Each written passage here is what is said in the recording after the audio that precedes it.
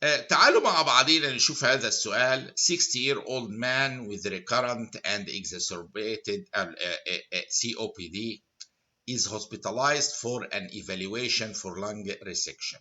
يعني واحد عنده 60 سنة عنده recurrent و exacerbated COPD، يعني حالة سيفير جدا، وبدأوا يكونسيدر في بولي مثلا كبيرة قوي كمان ضغط كذا، بدأوا يفكروا في عملية أو منطقة معينة فيها complications كتير، عملية إيه؟ lung resection إيه تتعمل له. He has a history of heavy smoking and alcohol drinking which will make things worse. عامة إيه له إن هو كمان smoking و drinking فوق ده. His daily activities have been affected by the status of the disease. يعني مسكين المرض أثر على الديلي activities بتاعته، مش قادر كان بيجري مش قادر يجري، كان بيشتغل حاجات معينة مش قادر. What is the most useful test in the evaluation for this surgery؟ ايه اهم تيست تتعمل؟ يبقى انا داخل العيان يعمل ايه؟ evaluation for ايه؟ lung ايه؟ resection. بيسأل في عيان COPD او غيره حتى. What is the most useful test في الايفالويشن for this surgery؟ ليه بقى السؤال ده قيمته؟ لان انا لو دخلت اعمل lung resection في عيان متلصم، انا ادخله في permanent respiratory failure، يعني هو يكون ممكن متلصم بكده، فلازم يتحسب ايه الايه الريسك قد ايه انه يدخل في respiratory failure وتتحسب كامله. ولذا بنعمل له تيست العيانين اللي داخلين قبل مرحله اللونج ريسكشن دي، عاوزين نعمل لهم ايفالويشن قبل الجراحه، هيستحملها ولا هيدخل في ريسبيراتوري فيلير.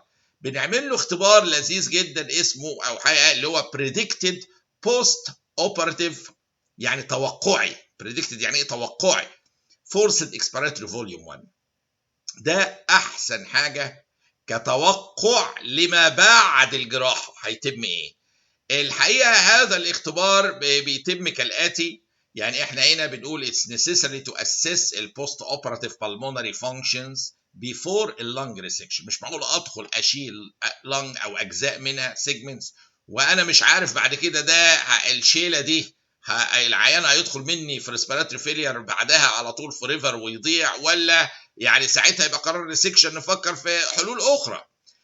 ففي اللحظه دي to avoid post-operative respiratory failure and other cardiopulmonary complications we need to assess the post-operative pulmonary function ما بعد العمليه.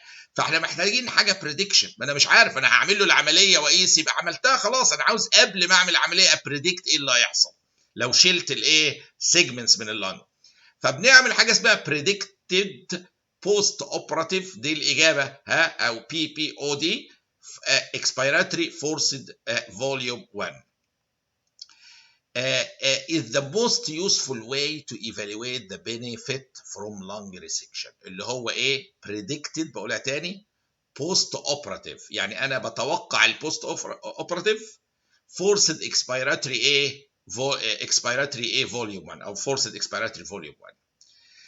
الفورسد اكسبيراتوري فوليوم 1 هنا اهوت بيتحسب ازاي بقى البريدكتد تايب ده او البريدكتد بوست اوبراتيف فورسد اكسبيراتوري فوليوم 1؟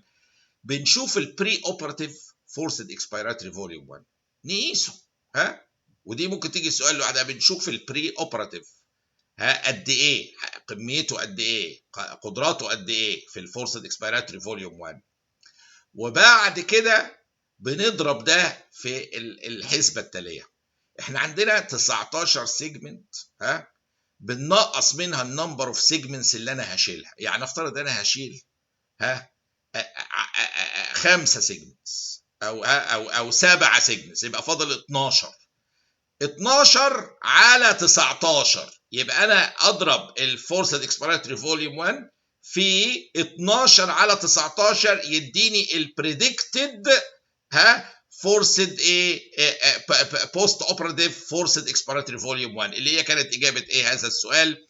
فاحنا بس بنشوف المعادله ازاي بتتحسب عشان يعني نعرف العمليه بتتم ازاي.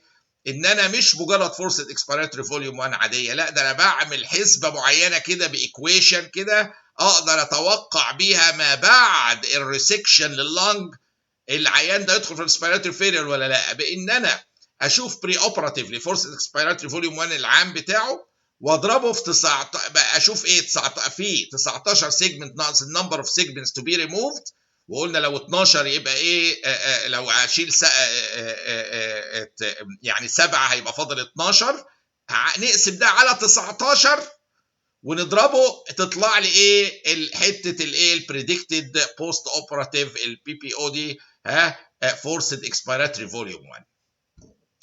فباختصار شديد يعني انا عشان بس ايه نلمها وما تتوهش، هذه الحاله اللي كان داخل يعمل لانج ريسكشن وعاوز ايفالويت البيست تيست وايفالويت السيرجري، هيحصل ايه بعدها؟ هيدخل في الريسبيراتوري فولير ويضيع ولا ايه هيبقى الوضع افضل؟ كل ده محتاج بروسيس معينه او ايكويشن معينه بنحسب بيها البريدكتد بوست اوبراتيف فورسد اكسبيراتوري فوليوم 1. هو البيست افضل حاجه is the most useful way to evaluate البنفيت من عمليه الايه اللونج ريسكشن عامه. هي دي المسج اللي انا عاوز اوصلها لكم في السؤال ده، والى اللقاء مع سؤال اخر.